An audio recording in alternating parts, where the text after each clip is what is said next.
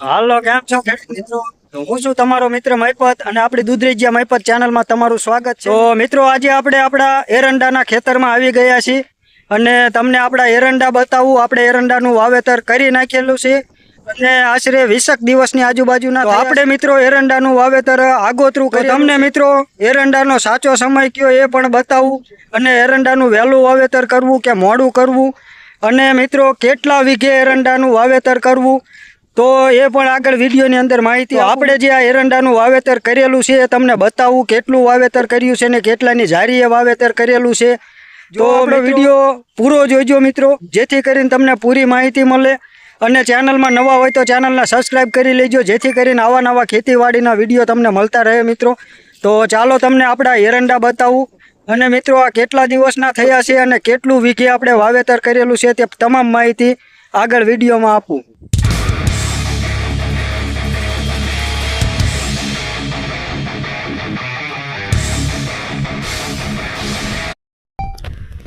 તો જુઓ મિત્રો, આ છે આપણા એરંડા અને આવા ઉગી ગયા છે મિત્રો.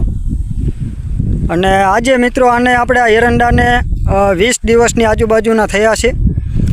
અને મિત્રો આપણે આમાં આગોતરું વાવેતર કરી નાખ્યું હતું, નકર હજી આપણે આ એરંડાનો સાચો સમય હવે થયો છે મિત્રો. સાચો સમય એરંડાનો આમ ગણે તો ઓગસ્ટ મહિનો કહેવાય, અથવા તો જુલાઈના એન્ડમાં વાવવી અને ઓગસ્ટમાં વાવવી, 15 ઓગસ્ટની આજુબાજુ, તો આપણે સાચો સમય ગણાય છે. પણ આપણે આમાં મિત્રો થોડુંક વહેલું વાવેતર કરી દીધું હતું, કારણ કે આ રેતાળની જમીન છે અને આ વર્ષે આપણે વરસાદનું ઓછો કહેતા હતા, એના હિસાબે આપણે વહેલું વાવેતર કરી દીધું હતું.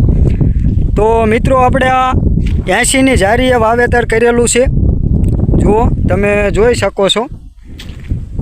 અને આમાં આપણે મિત્રો વીઘે બિયારણની વાત કરીએ તો આપણે 1 વીઘે 400 ગ્રામ બિયારણ વાવેતર કરેલું છે અને ઓટોમેટિક ઓવણીથી આપણે વાવેતર કર્યું હતું. એટલે 1 વીઘે જો હાથથી તમે વાવો તો આપણે 1 વીઘે 300 ગ્રામ પણ બરોબર થાય છે. અને આમ પણ એરંડો મિત્રો જ્યારે આપણે વાવેતર કરીએ ત્યારે થોડું ઘાટું વાવેતર કરવાનું હોય અને પછી આપણે આને આછો હોય એમ સારો થાય છે, પછી આને ગાળવો પડે.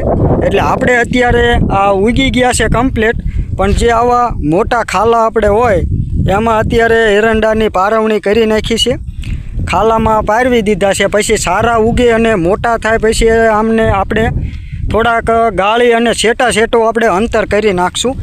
જો આ એક છોડવો છે, પછી અહીંયા છે, પછી સામે છે, એ રીતના આપણે 3 ફૂટની આજુબાજુનું અંતર આમાં આપણે કરી નાખશું. એટલે જેથી કરીને આપણે આછો એરંડો હોય તો એ ફાલે છે સારો છે ઠેક, આપણે થડથી જ તેની ફૂટ થાય છે. અને જો ઘાટો એરંડો મિત્રો આપણે હોય તો એ ઊભો હાઈડ વધારે કરી જાય છે અને જોવી એવી ડાળીની સંખ્યા નથી થતી. તો મિત્રો આવો એરંડો છે આપણે. એટલે આપણે વીઘે 400 ગ્રામનું વાવેતર કર્યું છે અને 80ની જારીએ વાવેતર કરેલું છે. અને આમ મિત્રો આજેતરું જો વાવેતર હોય વધારે આપણે વહેલા વાવી દેવી તો આમાં ઈવળોનો એટક વધારે રહેશે, દવાના છંટકાવ વધારે કરવા પડે છે. અને જો ટાઈમસરનું વાવેતર હોય તો ઈવળોનો એટલો બધો એટક નથી રહેતો, ઓછો રહેશે. તો ભલે ચાલો મિત્રો, જો વિડીયો ગમ્યો હોય તો લાઈક કરજો અને ચેનલમાં નવા હોય તો ચેનલને સબસ્ક્રાઈબ કરી લેજો, જેથી કરીને આવા નવા ખેતીવાડીના વિડીયો તમને મળતા રહે. તો રજા લઈએ. જય જવાન જય કિસાન.